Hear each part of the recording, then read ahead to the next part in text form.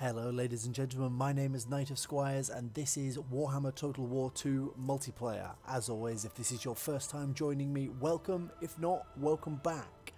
Today it is match 2 in round 2 of the KoS Championship tournament I've been running in the background of my other videos.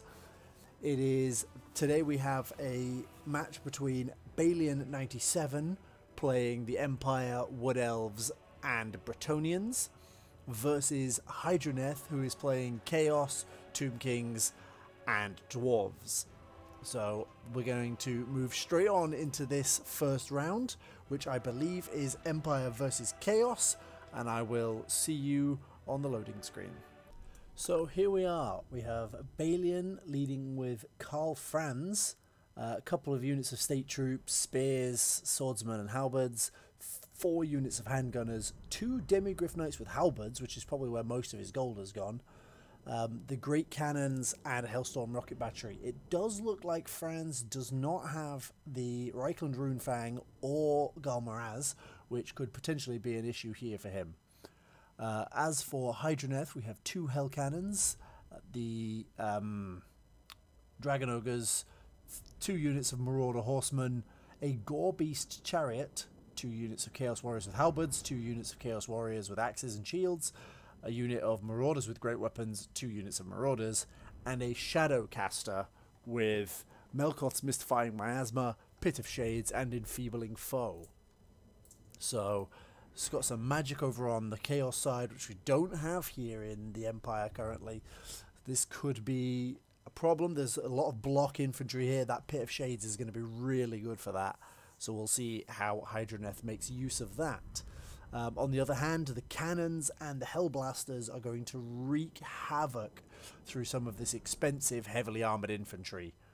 And if they can get a shot onto those chariots, that's probably GG for them. But the Hell Cannons will, in return, be firing and blowing huge holes into a lot of these Empire infantry.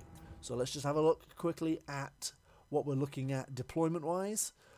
We've got 4 units of handguns here in the woods.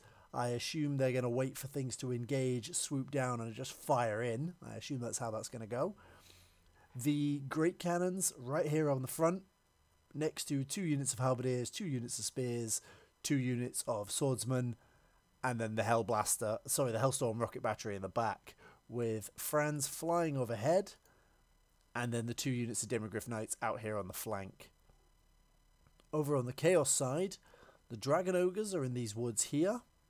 Then we've got the 2 units of Halberd Chaos Warriors, 2 units of Axe Chaos Warriors, 2 units of Chaos Marauders, and Chaos Marauders with great weapons over here. With the 2 Hell Cannons tucked very close together behind. That could be dangerous if the Hellstorm starts launching rockets into this area. The Shadow Wizard on foot and the Gore Beast Chariot. So it's going to be a run down this clearing straight into all of these guns and spikes and spears and halberds and things. All the way over here on the flank are these Marauder Horsemen. I would potentially have liked to see them a little closer, just so that they can get into these ranged weapons in a reasonable time. Otherwise, by the time they get all the way over here, this Hellstorm rocket battery will have blown a lot of holes in this Chaos army. So, without further ado, let's see how that goes. And let's press play. Hold the line going down on the swordsmen, spearmen and halberdiers, and the first of the rockets are launched. The cannons go straight into a lot of these Chaos Warriors. I think everything is aiming at the Hell Cannons, but some holes being blown in while they're going. There's no movement from the Chaos army as of yet. They're just standing here taking it. The movement is because the Hell Cannons have responded in kind. That is a huge hole in the middle of that halberd unit. That is a huge hole. None of you are getting back up. Second shot. Cannons returning into that Hellstorm rocket into that Hell Cannon. The Marauder Horsemen got seen by the Demigryph Knights and seen off, meaning that they're not going to be achieving what they want, which is getting in and stopping these artillery from firing. The cannons have pulled back into the woods slightly. The Empire infantry have moved forward, but the Chaos lines are still just standing here as rockets rain into these hell cannons. Nearly dead. That is not what we want from them, but they are launching in return. And oh, that is brutal.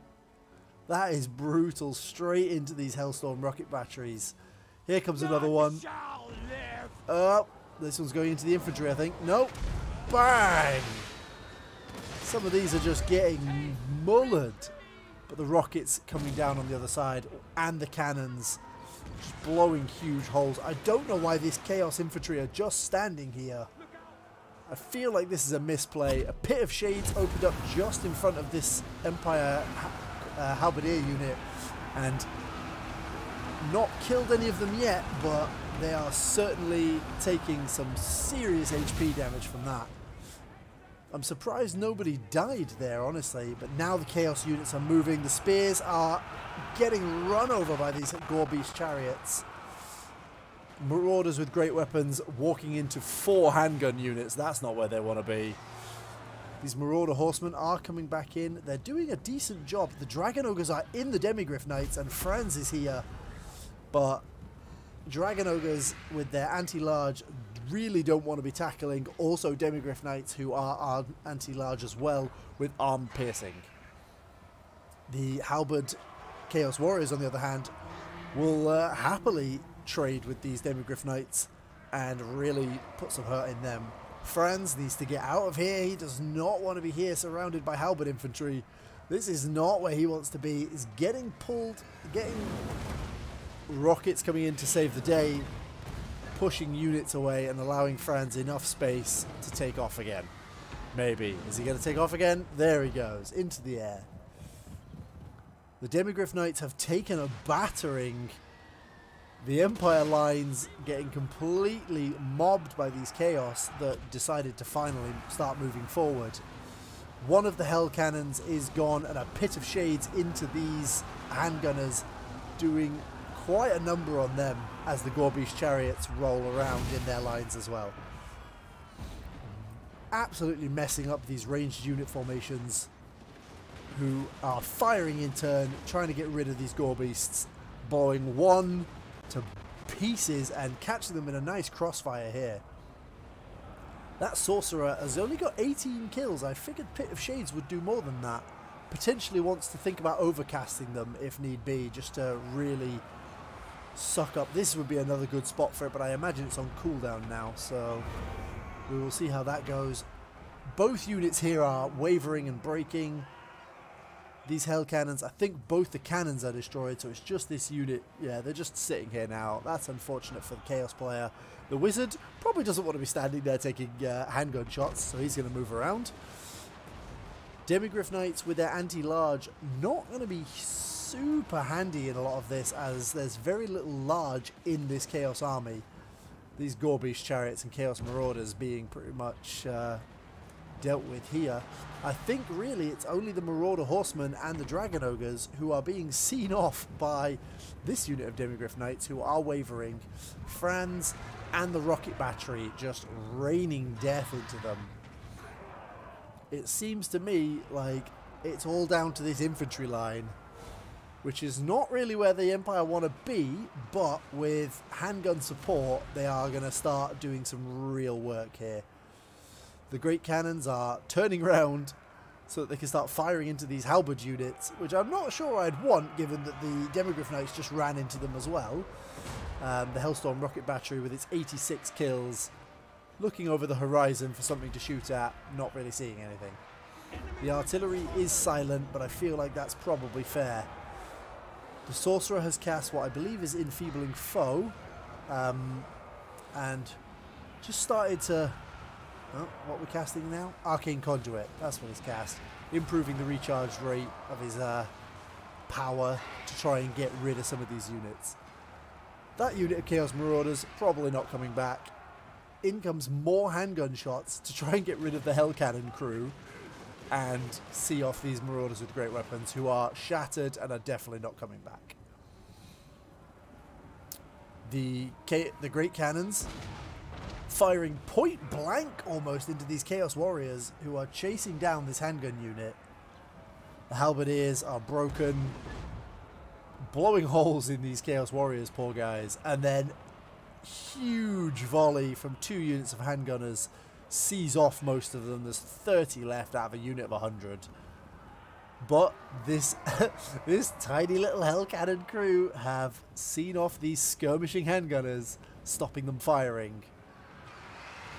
Finally, the Chaos Sorcerer is now actually in combat, dealing with these Empire Swordsmen, breaking them, more swordsmen. Franz over here surrounded again by halberd infantry, not really where he wants to be as the Marauder Horsemen come back.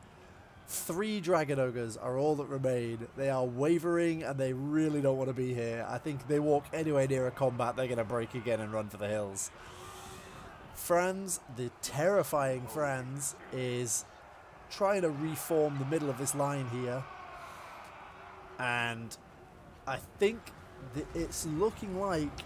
Oh, those handguns. Look at that fire into those handguns. The Sorcerer is in combat with Karl Franz, which is definitely not where he wants to be. And these Dragon Ogres are not liking the look of this. Oh, the Spearmen have broken. It looks like it's just down to Franz and the handgunners, which is probably not a bad thing. These handguns have got so much ammo left, and they do so much damage to these Chaos Warriors. But there's 56 of them left. It looks like they're going to get into combat. And that's exactly not where handgunners want to be, so they're going to pull back. Franz, again with the halberd infantry, but the swordsmen are coming in to try and keep them off him. And Marauder Horseman just throwing javelins in. He's back up into the sky, hunting them down. The Dragon Ogres have broken and run away somewhere. I'm not sure where, but they've decided they're not having it today. They are shattered. And all the while, Franz is just going to chase these javelin cavalry as they throw spears at him. That could be a problem. Over here, we have more Chaos with halberds that have rallied, but more handgunners who have also rallied. The handgun units are the MVPs of this match by the look of it. They're just holding the line, gunning down everything that comes near them, really. The Marauder Horsemen are almost out of ammo, at which point I don't know if there's anything really that they can do to contribute at this point. Franz is just running the game now. But he's not got a whole lot of health left. He's only got 700, 800 health left. Victory is in the grasp of the Empire because unfortunately for the Chaos player, these handguns are just seeing off everything. That's shattered. Everything's shattered. They're shattered. Is it just... There we go. A Pyrrhic victory for the Empire. What a game. I think one of the big problems there was just, unfortunately, Hydraneth just stood still for a little too long there. Just stood a little too long. This hell cannon got 58, but the other one only got 3. I don't know what that was firing at, but it took quite a pummeling very early on. The Chaos Warriors made decent names for themselves. Many of them, I imagine, will go on to become champions, except that most of them are dead. So I assume the ones that survived will be blessed by the gods. The Gorebeast chariots did quite a solid amount of damage before being seen off the map. The Chaos Sorcerer, I assumed Pit of Shades would do more damage than it did. Not a huge number of kills there, which is surprising. But over on the Empire side, the handgunners getting 300 kills between 4 units of handgunners, that is pretty solid, given that Hydraneth only deployed 900 men to start with. Franz getting 50 kills and just being an absolute nuisance for the Chaos player. He nearly died a few times. He was a little reckless, I think, going into the Dragon Ogres, and I'm surprised that Balian didn't take the Reichland Runefang to give him some regeneration, or Galmaraz to give him some serious crunching power. But there you go. That's the end of round 1. It is a win for Balian97. We'll move over into the next game, which is Balian playing the Wood Elves and Hydraneth playing the Tomb Kings. So with that, I will see you in the loading screen. So here we are. We've got some really interesting armies in this one. Balian completely eschewing the ranged capability here and has gone for Big Daddy Durthu, 2 Branch Wraiths, 5 units of Treekin, and a Tree Man. Durthu has, as you can see, all of the bells and whistles, along with both Branch Wraiths also having all the bells and whistles. They've got Melkoth's Mystifying Miasma, they've got the Penumbral Pendulum, and importantly, they've each got Earthblood, which means that there's a lot of regen coming over on this side of the map. As for the Tomb Kings, we've got the Casket of Souls, the good old Rumber of Death, 2 Necrosphinx, a Lich Priest, 4 units of Tomb Guard with Halberds, which is actually going to be a really good pick against this many monstrous large units. The Lich Priest and a Tomb Prince, or Tomb King, sorry, on a Chariot. So this is going to be quite a slow-moving but very hard-hitting force with this really powerful artillery piece that I think is going to be, unfortunately, somewhat nullified by the complete lack of any infantry on Balian's side of the table. I'm really interested to see how this monstrous army spam, as it were, works out for the tree people here. Because I'm not going to lie, this is an awful lot of Treekin. There's a lot of big, scary units. They've got armoured and charge defense against large foes, which I don't necessarily know if that's going to be hugely useful, although with the 2 Necrosphinxes, that could be really, really handy. So, we've seen over here, they're camped in this wood. You've got Durthu, 5 units of Treekin.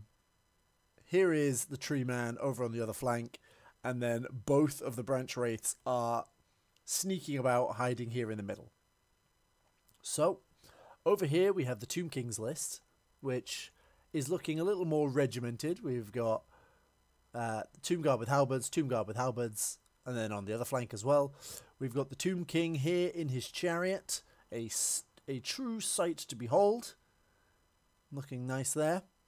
The Casket of Souls, the Rumber of Death, and the Lich Priest on horseback. I don't know if they're called horses. I think they're nightmares or something. I don't know. Skeletal horses.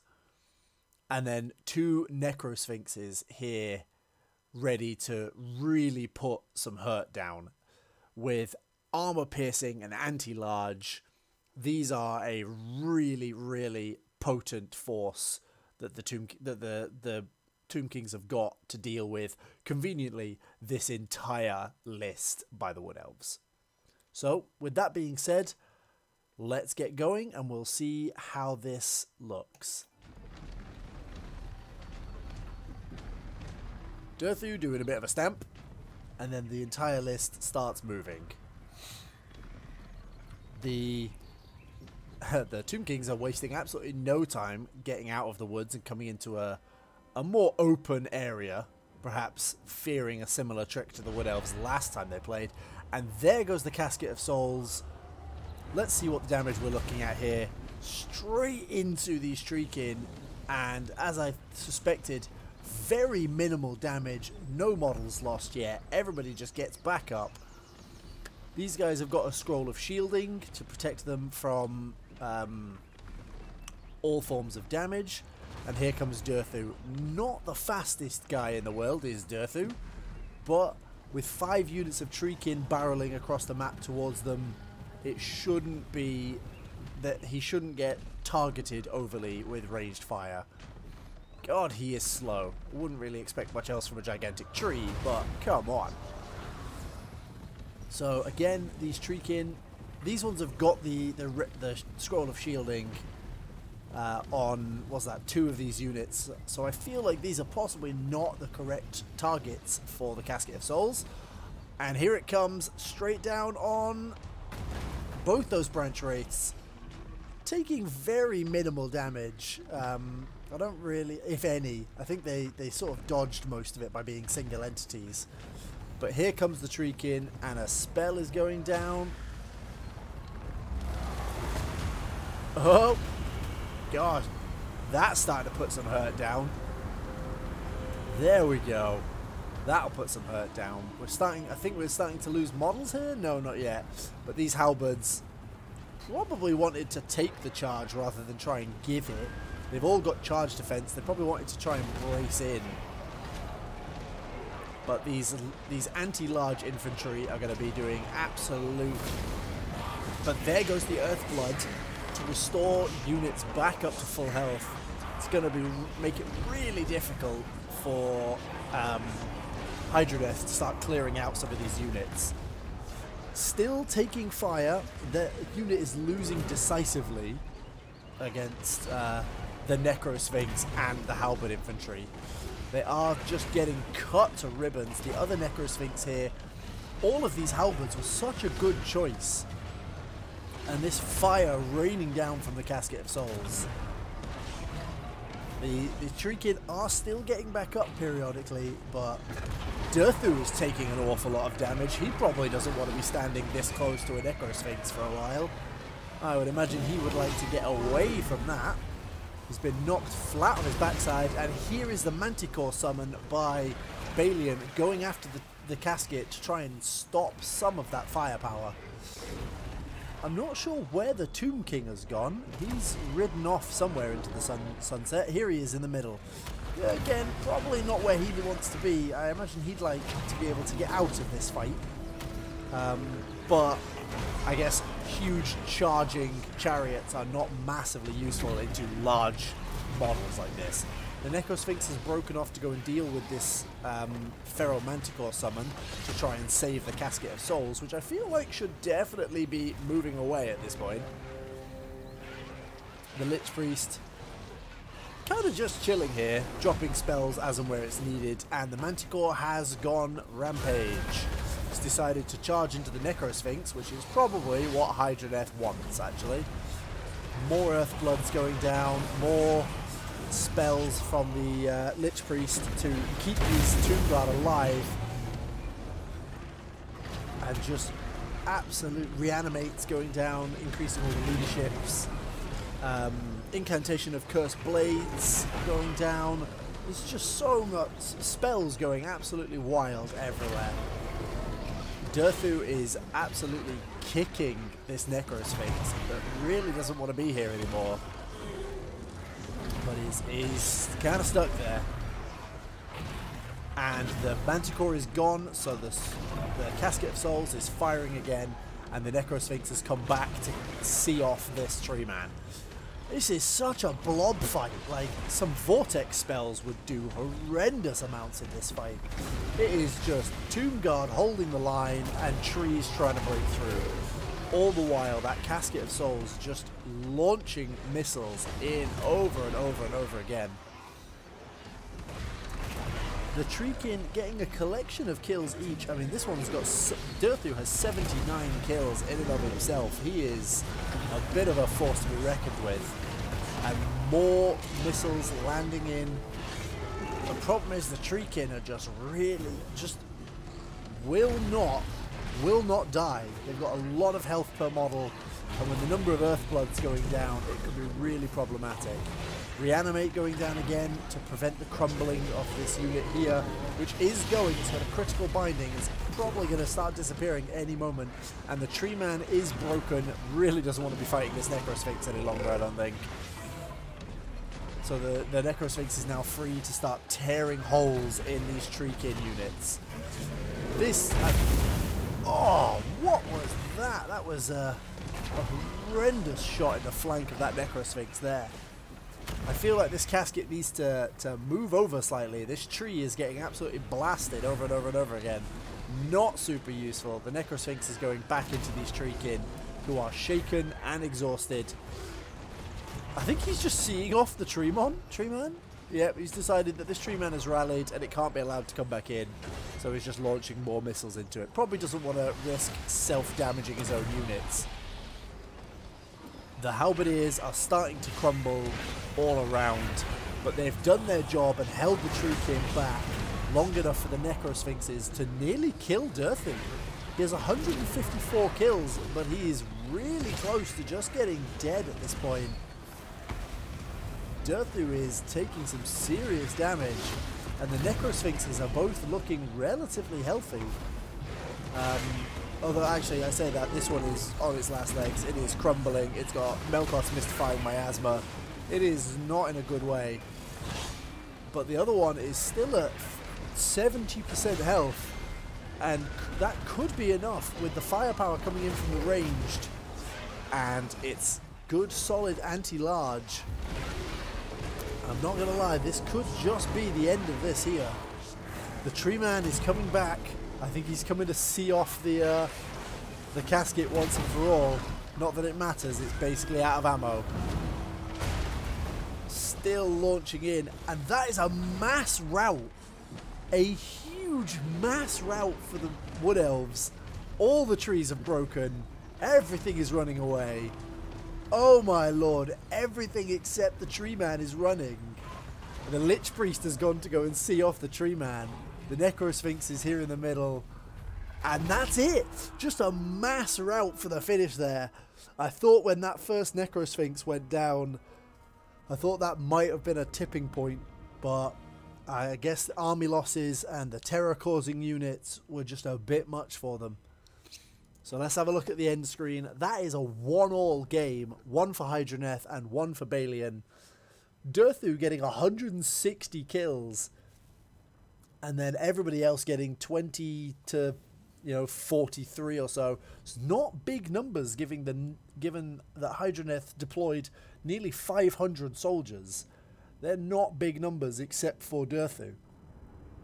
Whereas Hydraneth, nobody got more than 10 kills. The problem is Balian only deployed 80 soldiers. So nobody getting more than 10 kills is still an awful lot of kills. Like, he lost 52 of his 84 men. There are some big numbers there. They were all on high value targets. That was a really interesting... I really like this list from Balian. It was not what I expected to see. I'm really pleased with that. So that is, given that it's a 1-all, that means we're going into a final game, and I will see you on the loading screen there. So here we are. We have Balian with Leon Luencoeur, and I believe he is mounted on a hippogriff. You've then got 2 units of the hippogriff knights, 2, 3, 4 units of mounted yeoman archers, and 3 units of mounted yeomen. I feel like this is going to be a very fast-moving list, which is not perhaps unsurprising, given that it's Bretonnians. There's also a unit of knights errant and 2 units of knights of the realm. I'd possibly like to have seen that the other way around, as these are anti-infantry versus the anti-large, and there aren't all that many large units in the dwarf roster. The weapon strength is largely comparable, but the bonus versus large is not hugely making up for a whole heap here. On the dwarf side, however, we have a lord, just a standard dwarf lord, along with a runesmith, 4 units of dwarf warriors, which have charge defense against large foes, which is handy. 2 units of iron drakes with troll hammer torpedoes, which is going to be really good for taking out those big cavalry models. 2 units of slayers, again, really good for taking out cavalry models. 2 flame cannons, not great with the lack of infantry that are here, and the organ guns, which should provide a decent amount of fire support. So we'll quickly pause that and have a look at deployments.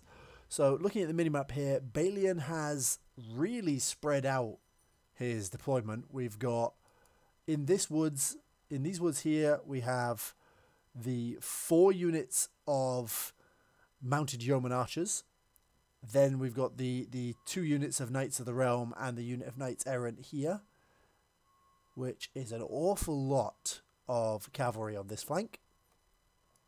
Over here we have the 3 units of standard mounted yeomen.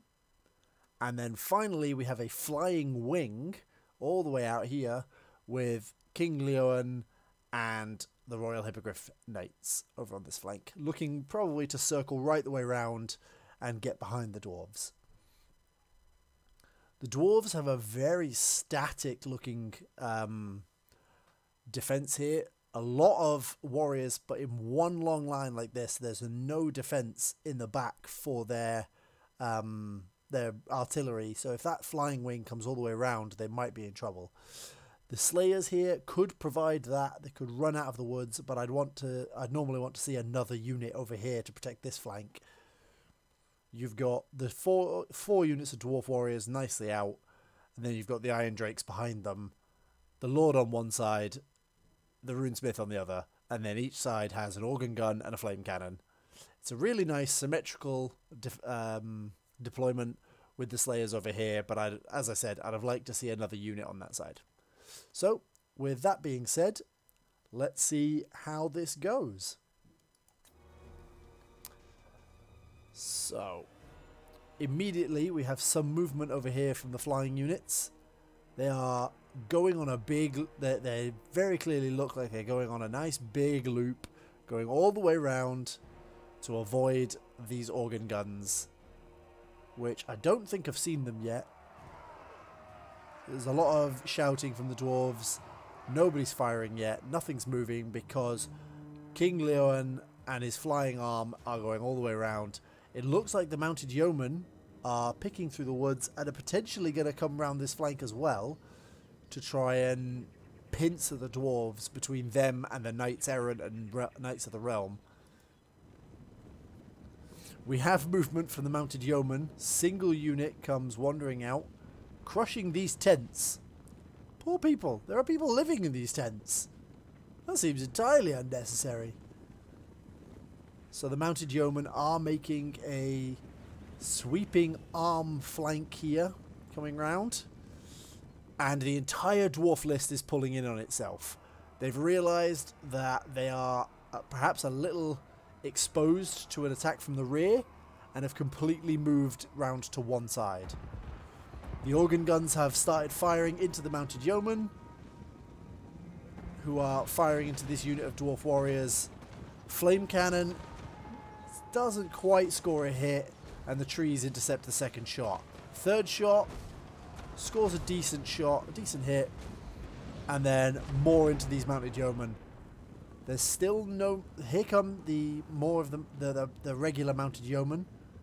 The Slayers haven't moved. The mounted yeomen are definitely causing some issues, but the first unit is broken already. These flame cannons just raining death on these poor cavalry, blowing holes in them left, right and centre, and they are in the back lines. The mounted yeoman archers are in the back lines, interrupting all of these organ guns, all of these flame cannons, and then basically breaking. But they've silenced the guns just long enough for the mounted yeoman to get into the front. I don't know what these troll hammer torpedoes are doing here. They're a little further forward than they perhaps should be, and here comes the flying units into the dwarf warriors, into the troll hammer torpedoes. The flame cannons are still firing into these mounted yeomen, which is probably not where they want to be firing, and here come the heavy cavalry. Knights of the Realm, the Knights Errant are into these dwarf warriors. These organ guns are pointing entirely in the wrong direction. This crew is just not involved in this fight anymore.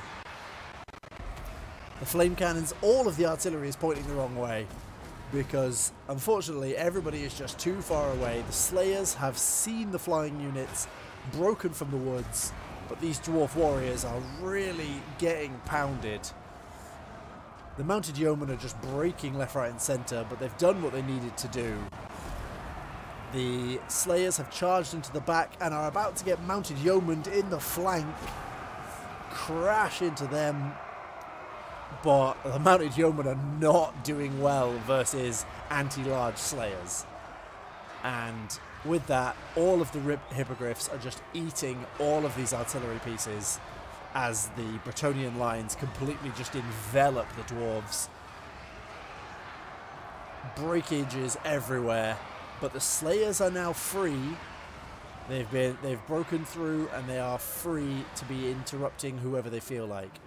I don't feel like I saw the troll hammers fire, like, at all, which is really unfortunate for the dwarves. Hydraneth, unfortunately, did not get the use out of those troll hammers that I think he was hoping to get. Flame cannon crews are breaking left, right, and centre. The Hippogriff Knights are battling the Dwarf Lord, who has the Rune of Oath and Steel. He's not going anywhere.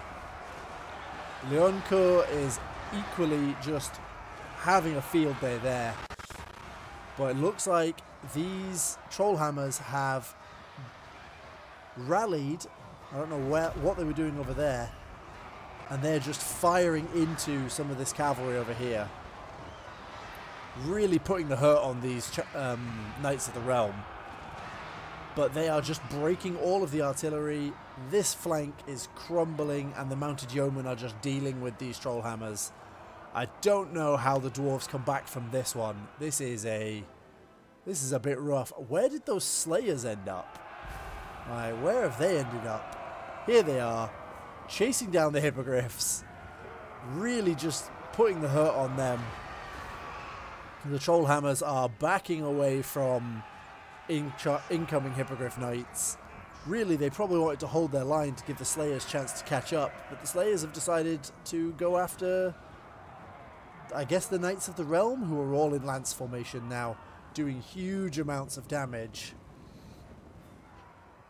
The artillery crews are all gone. All gone. And the mounted yeomen are just firing into the broken Iron Drakes.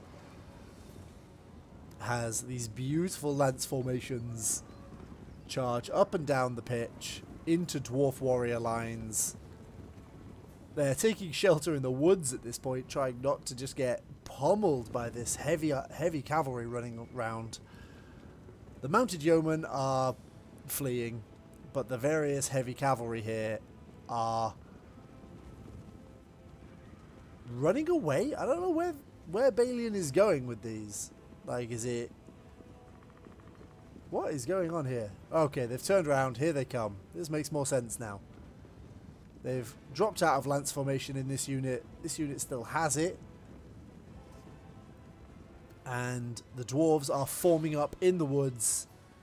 The mounted yeomen are still just picking them off from a distance. The Iron Drakes are getting into a position to be firing in. They might be able to take out some of these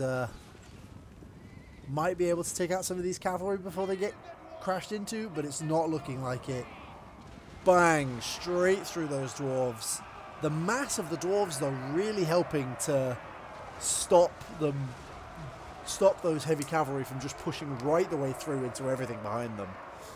Dwarves have got just about enough mass for that to really be handy. The Rune of Negation and the Rune of Oath and Steel going down, really making these dwarves difficult to chew through. The Knights, the mounted yeomen are going again. They don't fancy being here. It is a slog at this point. The cavalry just hitting in, falling back. Another unit coming in from this side now to hit a flank charge. Crash into the dwarves they go. Dwarves going everywhere. Dwarves going absolutely everywhere. And then the cavalry get enveloped in Slayers. And another unit hits in from the other side. Just constant cycle charging. This is really good play from Balian. Just really hammering into these dwarf units. All the while, here comes Leonco and the Hippogriff Knights into the back of the Slayers. I don't really see how the dwarves come out from that. Like, I actually don't see how any dwarves are running away from that. I don't see how they get out of this gap. Units breaking, shattering everywhere. That's the balance of power swinging so hugely. There are 71 dwarves left. Here come the mounted yeomen again to try and make a name for themselves. That combined double flank and then the cavalry up the centre was a really good play. It's clearly worked out very well for the Bretonnians. All their units are pretty badly damaged, but the dwarves are just shattering here. Like, they lost a good 500 cavalry here, but the dwarves have lost 700 dwarves, and there's just no coming back from this. We're waiting for the game to end there, but Nothing is survived. Everything is broken. I don't know what is still going on here. Oh, the Slayers are still fighting because they're Slayers. I think the Lord has probably died. He's in there dead somewhere. But those Slayers have just carved through a decent number. There's what, like 5 Slayers total here? 4 Slayers? And they're just going to get shot to death by the missile cav. What a unchivalrous end for these poor Slayers. These guys have got no ammo left. Nope, they don't want anything to do with these Slayers. These poor 4 dwarves are not getting the honourable death they hoped for. They're going to get shot as they last samurai their way into a charge from mounted yeomen. And that's probably them. This last dwarf absolutely wants to take a yeomanry with him. And he doesn't. He doesn't even kill this yeomanry. This last guy, knocked down, knocked down, knocked down. Oh, there is one dwarf. And do we get his death blow? And he's dead. Well, that's the end of that. That is a 2-0 or 2-1 win for Balian. Let's have a look at this. The Hippogriff Knights did fantastically there. Hippogriffs plus Leon Kerr created a huge potential hammer and anvil charge, with the mounted yeomanry disrupting all of the artillery, and then the melee versions and the heavy cavalry coming in and just creating that anvil. It was really well played from Balian. The dwarves, unfortunately, the Iron Drakes clearly did fire more shots than I gave them credit for, because they killed 80 cavalry between them. The heavy artillery, however, not racking up the kills that they really wanted to be doing there to make their points back. The dwarf warriors did surprisingly well, but the characters were mostly support at this point. The Slayers got some good kills between them. The Slayers did really well there.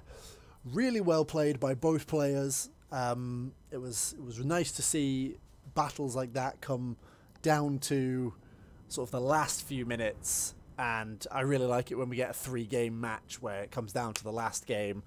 I really enjoyed that. I hope you've all enjoyed it as well. Thank you for joining me. If you've enjoyed watching this, please drop a like. Consider subscribing to the channel to see more content like this. Maybe stick a comment down telling me what you liked about this, what you didn't, so that I know what I can improve on in the future. It's been an absolute pleasure having you all here, and as always, I will see you tomorrow.